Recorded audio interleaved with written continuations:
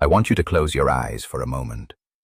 Try to summon the exact metallic sound of a heavy iron wok clashing against a spatula over an open street fire, or the sharp, unmistakable scent of sulfur from a freshly lit honeycomb coal briquette lingering in the icy morning air. Do you remember how that felt? Today we are taking a long, unhurried walk back into the China of the 1970s and 1980s. We are going to revisit 20 completely normal, everyday things that we all did without thinking twice. These were the rituals that shaped our youth, but today, due to the rapid march of progress, they are entirely illegal, strictly regulated, or absolutely impossible to do. And please, stay with me until the very end, because the final memory we will uncover is perhaps the most deeply touching. A silent symbol of how we used to navigate life and love, one that is sure to bring a wistful tear to your eye. Before we begin our journey, let us remember how time itself seemed to flow differently back then.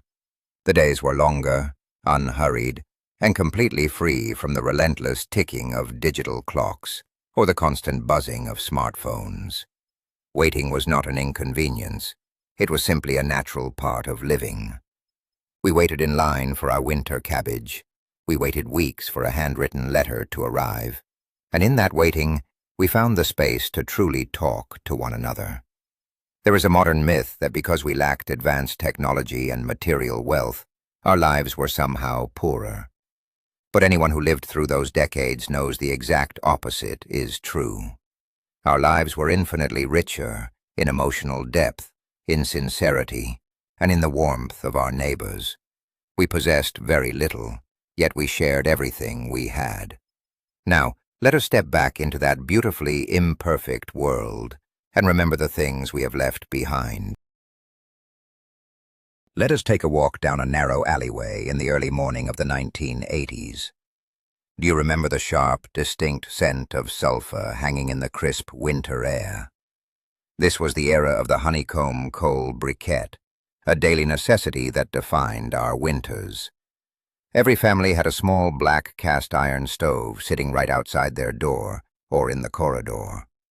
We would use long, heavy metal tongs to carefully lift these cylindrical blocks of coal, aligning the holes perfectly so the fire could breathe. The sound of the new briquette scraping against the old one, followed by the soft crackle as it caught fire, was the soundtrack of our mornings.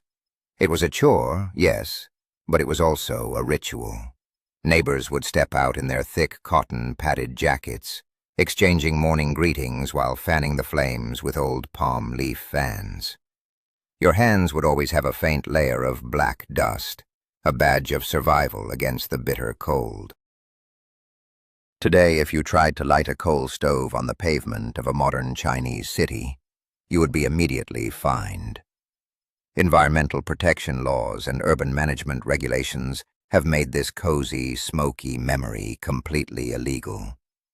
The sky is certainly bluer now, and our hands are cleaner, but sometimes when the winter chill sets in, one cannot help but miss the communal warmth of those glowing embers and the quiet conversations shared over a humble street-side fire.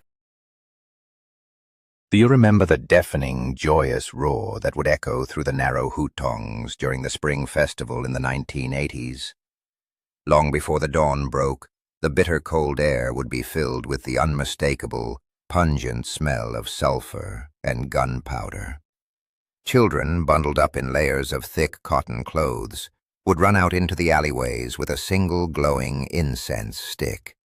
We would light the green braided fuses of the firecrackers, throw them into empty tin cans, and cover our ears as the explosion sent the can flying.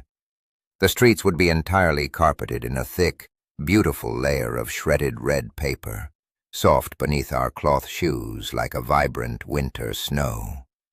The noise was chaotic, endless, and absolutely thrilling.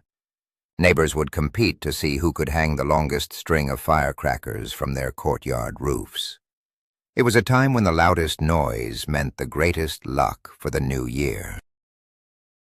Today, if you were to unroll a string of firecrackers in those very same streets, you would face severe fines and immediate arrest.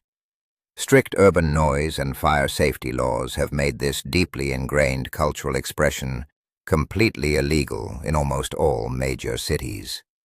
The quiet, orderly streets of today are certainly much safer, but the silence of the modern New Year often leaves us longing for the vibrant, explosive heartbeat of our childhood. Let us recall the early morning commute when the sky was still a pale, hazy blue. The streets were not lined with sterile chain bakeries, but with humble wooden handcarts surrounded by a halo of warm, inviting steam. You could hear the fierce sizzle of dough hitting a massive vat of boiling oil as the vendor expertly fried up fresh, golden, twisted dough sticks. The air was thick with the savory, comforting aroma of roasted soybeans and scallion pancakes cooking on a flat iron griddle. We would hand over a few wrinkled paper notes, our fingers brushing against the vendor's oil-stained hands, and receive a steaming hot breakfast wrapped in a simple, rough piece of brown paper. We ate as we walked, the hot oil warming our fingers against the morning chill. These vendors were a permanent, beloved fixture of our daily routines, knowing exactly how you liked your food without you ever having to say a word. Today, trying to operate one of these open-air, unlicensed wooden carts on a city sidewalk is strictly forbidden. The urban management officers have cleared away these informal stalls to maintain clean and orderly streets. We have gained impeccable hygiene standards, but we have lost the soulful, chaotic, and incredibly delicious taste of a morning that truly belonged to the ordinary people. Think back to the dusty, unpaved roads that connected our towns and villages, and the thrilling sensation of hitching a ride on a massive green canvas cargo truck. Do you remember the sheer physical effort it took to hoist yourself up over the metal tailgate? We would sit directly on the hard, ridged steel floor of the open truck bed, tightly gripping the metal side rails as the vehicle bounced violently over deep potholes. The wind would whip fiercely through our hair, carrying the earthy smell of dry soil and the pungent exhaust of the heavy diesel engine. We shared that cramped space with complete strangers, leaning against massive sacks of grain or freshly harvested vegetables. There was no roof, no padded seats, and certainly no seat belts. It was dangerous by any modern standard, yet it felt like a grand adventure, a shared journey of necessity where everyone looked out for one another. Today, using an open cargo truck to transport passengers is a severe traffic violation. Highway patrols and strict road safety laws have made this rugged mode of travel absolutely illegal. We now travel in climate-controlled, smooth-riding passenger cars, completely insulated from the elements. Yet occasionally, we miss that raw, unfiltered connection to the road and the sky above. Let us revisit the intimate, bustling courtyards of our youth, where city living naturally blended with the rhythms of the countryside. It was entirely normal to wake up to the loud, piercing crow of a rooster right in the middle of a major city.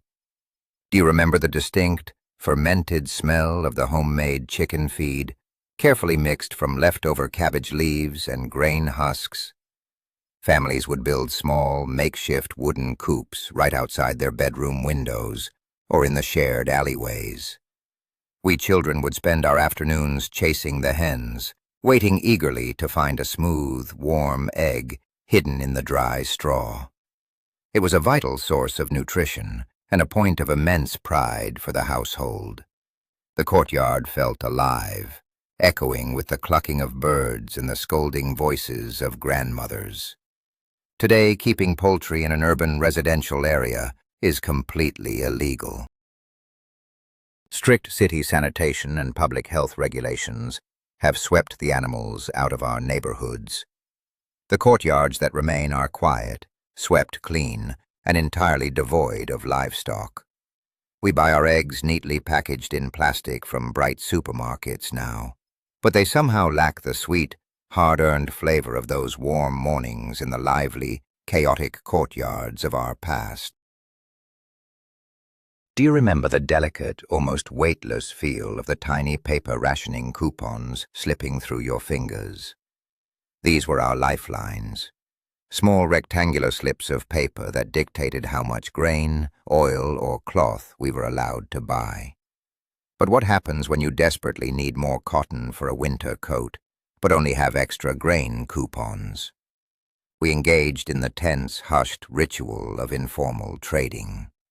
Picture the shadowy corners of the market, the cautious glances over the shoulder, and the quiet murmurs as neighbors exchanged these precious pieces of paper. The paper itself was thin, often worn soft at the edges from being passed from pocket to pocket. It smelled of old cloth and the lingering scent of damp wallets. Engaging in this shadow market was technically forbidden, a circumvention of the strict state distribution system. Yet it was a deeply human act of survival and mutual aid. Today, the entire rationing system has vanished into the pages of history, making the very concept of this trade obsolete and impossible. But beyond just the system ending, the act of unregulated peer-to-peer bartering of state resources is an absolute impossibility in our digital, meticulously tracked economy. We miss the thrill of the trade and the deep trust we placed in our neighbors. Let us picture the wide, tree-lined pavements of our old neighborhoods, where life spilled out of the houses and onto the concrete. Do you remember the traveling street barber? He would arrive on his bicycle, unfolding a simple, creaky wooden chair right there on the side of the road. There was no salon, no mirrors, just a man, his tools, and the open air. The ritual was hypnotic. You would hear the rhythmic, metallic scrape of the straight razor being rapidly sharpened against a thick leather strop.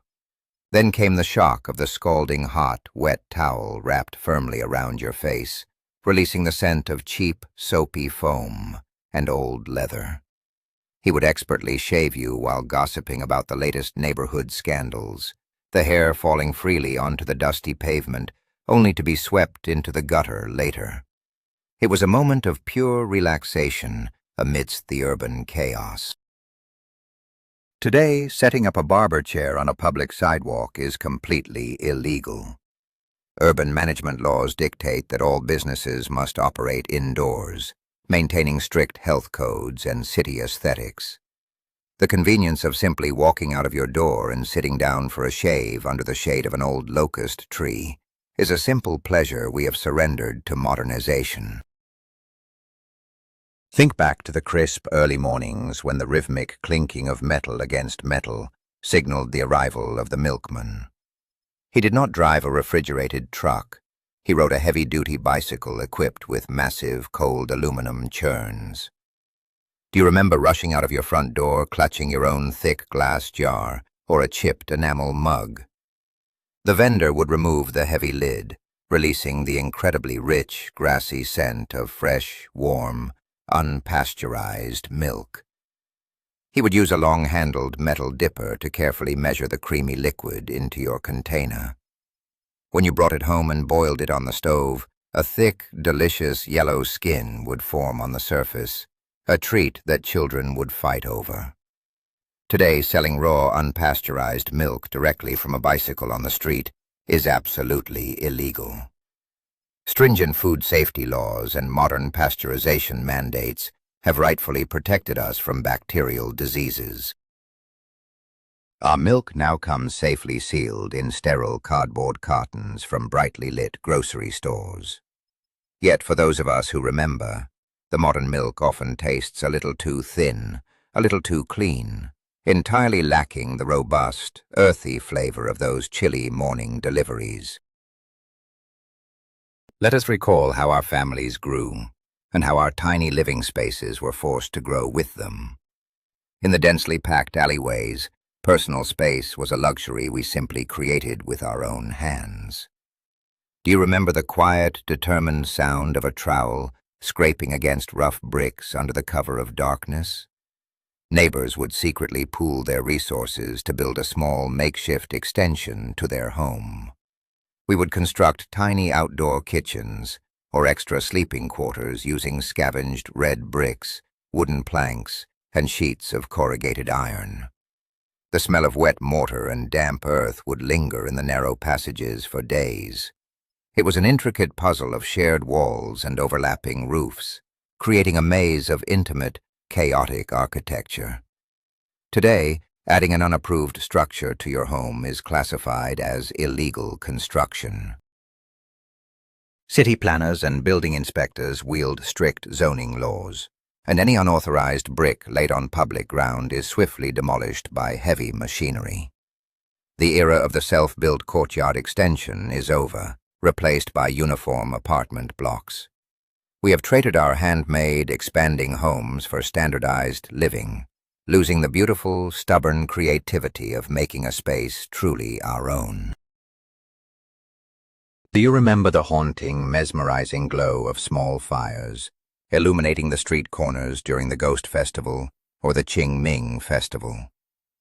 As dusk fell over the city, families would emerge from their homes holding stacks of coarse, yellow paper money.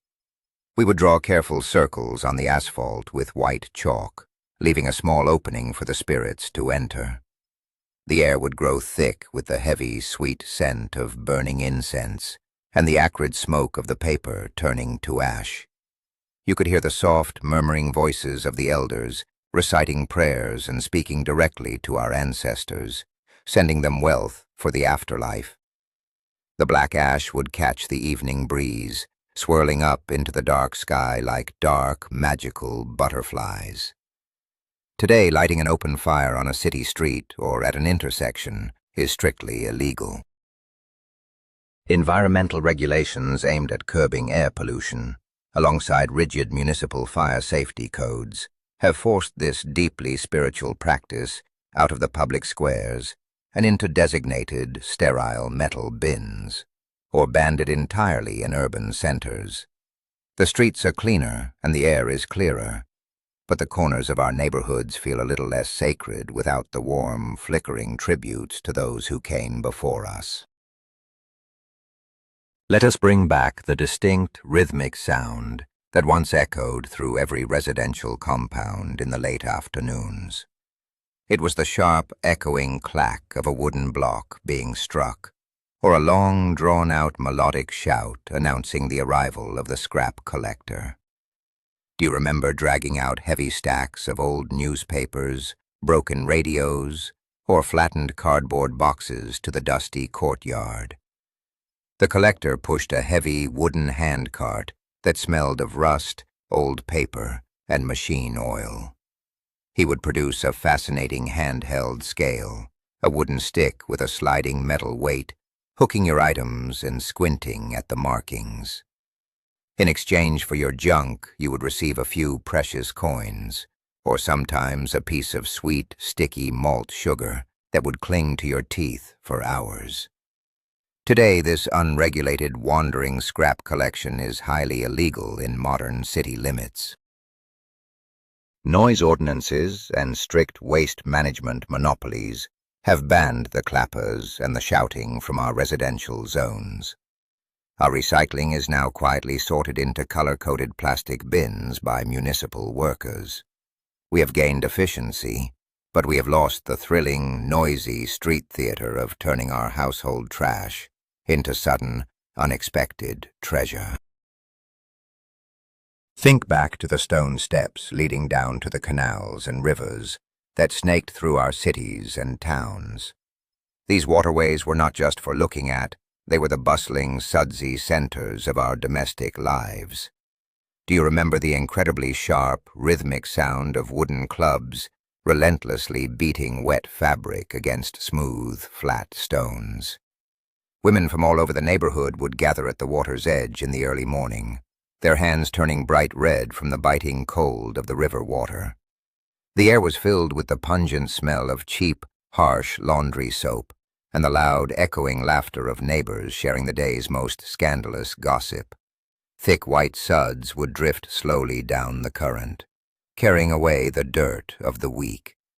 Today, washing clothes or foraging in urban rivers is strictly illegal. Environmental protection laws have correctly recognized the severe ecological damage caused by phosphates and pollutants. We now push a button on a plastic machine in the quiet isolation of our modern bathrooms. The rivers run cleaner, but the stone steps are empty, and the joyous communal chorus of the morning wash has been silenced forever. Let us remember the mysterious, fascinating world of the itinerant street doctor and herbalist. On a busy weekend market day, you would often find a large, worn canvas tarp spread directly on the dusty ground. Do you remember the overwhelming, earthy scent of dried roots, star anise, and strange, unidentifiable animal bones baking in the sun? The herbalist, often an older man with a long beard and a deeply lined face, would sit cross-legged, holding the wrist of a patient to read their pulse, right there on the bustling sidewalk. He would speak in hushed, confident tones, diagnosing ailments before wrapping a prescribed mixture of twigs and dried leaves in a neat brown paper square. We trusted their ancient, inherited wisdom completely. Today, practicing medicine or selling homemade, unverified herbal remedies on the street without a state-issued medical license is entirely illegal. Modern pharmaceutical regulations and strict public health laws have eradicated these pavement clinics to protect citizens from fraud and danger. We now stand in sterile lines at immaculate pharmacies, but the loss of the street herbalist has taken away a sense of ancient magic and deeply personal, accessible care. Do you remember the sheer, overwhelming physical force of the morning bicycle commute? There were no dedicated bike lanes, no traffic lights that anyone paid attention to, just a vast, unstoppable sea of blue and green Mao suits, moving as a single, fluid organism. We all rode heavy, black iron bicycles, the famous Flying Pigeons or Forever brands. The air vibrated with the relentless, frantic ringing of thousands of metal bells and the squeak of worn rubber brakes. At major intersections, it was a chaotic ballet of near misses, crossing through the traffic with nothing but intuition and a brave face. No one wore a helmet. The wind whipped through our hair, carrying the smell of road dust and chain oil. Today, such a chaotic swarm, ignoring all traffic rules, is wildly illegal. High-definition surveillance cameras and strict traffic enforcement ensure that every rider stays in their lane and obeys every red light. Modern electric scooters have replaced the heavy iron frames, moving silently and swiftly. The commute is undeniably safer and more organized, but the exhilarating, heart-pounding freedom of riding in that massive, chaotic flock is a sensation we will never experience again. Let us go back to the warm summer evenings, when the entire community would gather in a dusty village square or a factory courtyard for the open-air cinema. Do you remember the excitement of watching the projectionist thread the delicate, transparent film reel into the loud, clattering metal projector? A massive, stark white bedsheet would be strung up tightly between two large trees. We would arrive hours early, claiming our spots by placing down simple wooden stools or even a couple of scavenged bricks. When the heavy beam of light finally cut through the dark, dusty air, a collective gasp would ripple through the crowd. The sound was crackly, the image often flickered and jumped, and the smell of hot projector bulbs mixed with mosquito coils burning at our feet. Today, setting up an unlicensed public screening in a square is completely illegal. Strict copyright laws and regulations concerning large public gatherings have pushed the magic of movies into heavily air-conditioned, expensive multiplexes. We sit in plush, silent seats, staring at perfect digital screens, missing the days when a movie was not just entertainment, but a magical communal event that brought the entire neighborhood together under the stars. Think about the raw, visceral energy of the unregistered, spontaneous morning markets that would spring up magically at the break of dawn. Long before the city management officers began their patrols, farmers would lay their produce directly on the damp, muddy street. Do you remember the incredibly intense smell of wet earth, crushed cilantro, and the sharp tang of raw garlic? The noise was absolutely deafening, a symphony of aggressive bargaining and loud, passionate arguments over a few pennies. We would carefully inspect massive, towering piles of winter cabbage, our fingers getting coated in cold, dark soil. There were no standardized stalls, no permits, just ordinary people trying to sell what they had grown. Today, these impromptu, unregulated street markets are strictly illegal. Urban planning has forced all vendors into massive, state-regulated indoor market halls. The floors there are tiled and easily washed, and every vendor displays a shiny plastic permit. It is hygienic and incredibly convenient, but the sterile environment lacks the wild, muddy, and vibrant pulse of the street markets, where we learn the true art of negotiation. Let us recall the profound sense of anonymity and freedom we had when traveling across the vast expanse of our country. In the 1980s, you could simply walk into a bustling, smoke-filled train station, hand over a wad of cash, and receive a small, stiff cardboard ticket. Do you remember the absolute lack of identification checks? We would board the slow, green trains, squeezing onto hard wooden seats, or simply spreading out a newspaper to sleep on the gritty floor beneath the tables. The carriage smelled heavily of cheap cigarettes, instant noodles, and damp wool.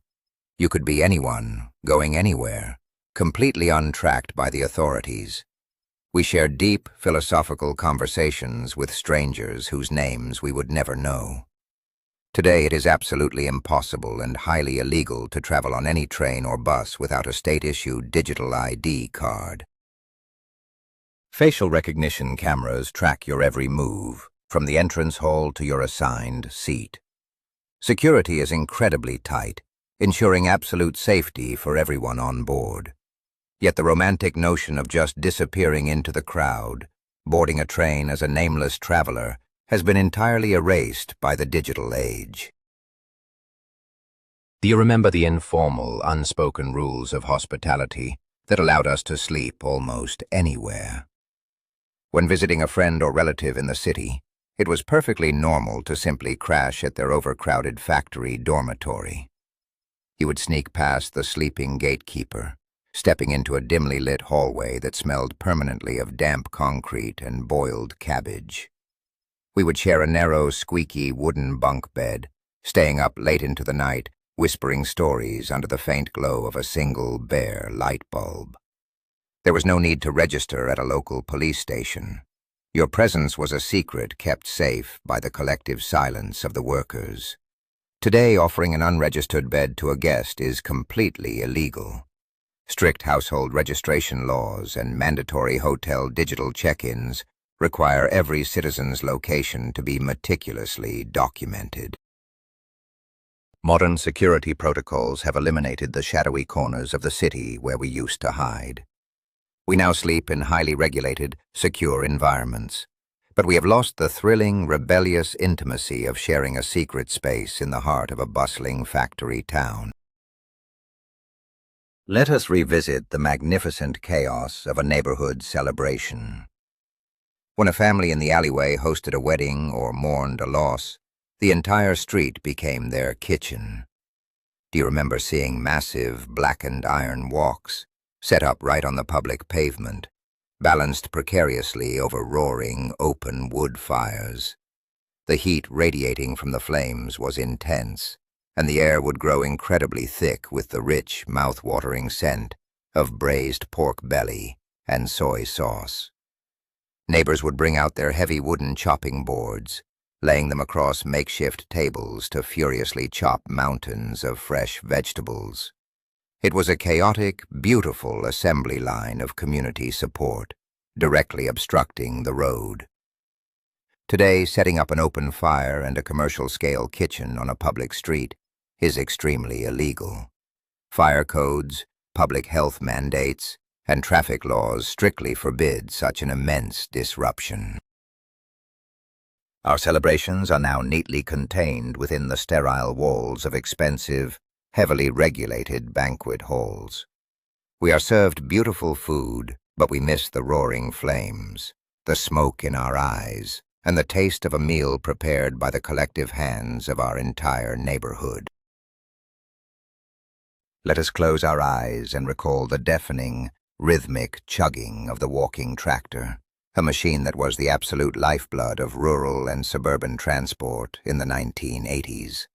Do you remember the heavy smell of unrefined diesel smoke that would envelop you as the engine roared to life?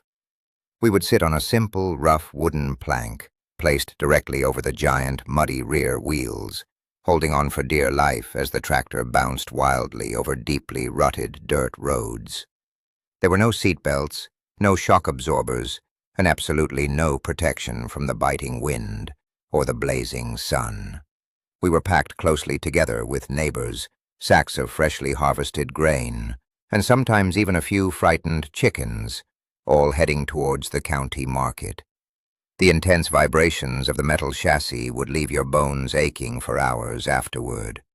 Yet there was a profound sense of freedom and shared journey in those open-air rides. Today, if you attempted to transport passengers in the back of an agricultural machine on a public road, you would be immediately pulled over by the traffic police. It is highly illegal and considered incredibly dangerous under modern transport regulations. We now travel in smooth, climate-controlled buses and high-speed trains, comfortably insulated from the elements. But in that quiet comfort, we have lost the raw, visceral thrill of the open road and the warm camaraderie of bouncing shoulder to shoulder under the vast, open sky. As we open our eyes and return to the fast-paced, highly regulated world of today, it is easy to feel a profound sense of loss. But perhaps we are not truly mourning the loss of the dangerous trucks, the smoky coal fires, or the chaotic streets. What we are really longing for is our youth and the incredibly deep, unspoken connection we shared with the people around us. We miss a time when our communities were intimately woven together by necessity and survival, a time when a neighbor was not just someone living next door, but an essential part of your family. If this journey back in time has touched your heart and brought back memories of the days when life was simpler, please subscribe to the channel and leave a like on this video. It truly helps us keep these precious memories alive. Now, I want to ask you, which of these lost rituals do you miss the absolute most? Or is there another daily habit from the 1980s that you used to do, which is impossible today? Please, pour your heart out in the comments below. I am waiting to read your incredible stories.